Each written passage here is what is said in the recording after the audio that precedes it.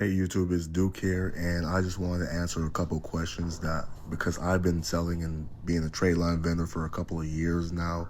I'm gonna go over the common questions and things that happen with trade lines, what trade line you should be looking for, whether you're doing personal credit or CPN, and how to go about things. So we're gonna start with the personal credit. Let's say you're at a 0 or no score or low score. A trade line's perfect for you. If you just need to get an apartment, same thing with CPNs. If you just need an apartment, something easy, a card, something really easy, yeah, authorized user trade lines are perfect for you. What trade lines you should be looking for, in my opinion, Discover, Amex, City are all good trade lines. They all report 2 days after the closing date. Each trade line has a closing date, which is the day the bank will report this line. You want to have a trade line trade line that has less than 10% utilization. You don't want to go for anything over 10 to 20%.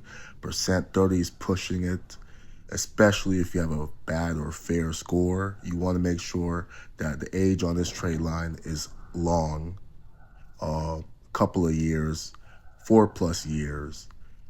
The credit limit doesn't have to be so high, but the age is very important. It's actually more important than the limit itself. Another thing is when you go with Amex trade lines, they report a little bit later than most trade lines, and they don't carry over history. They don't report history. They just report the limit. But since Amex is that bank, just having that on your report will do a lot of good for you. CPN or personal credit. Like in my last video, if you're trying to get approved for a high limit credit card through Navy Federal, yeah, having a trade line there is going to heighten your chances of approval and even the limit you're going to get. Most credit unions, they're really lenient when it comes to authorized users, unless you're going for an auto loan, then that's where you run into a trouble. Because in all loans, they know it's an authorized user. They're mainly looking for primary accounts.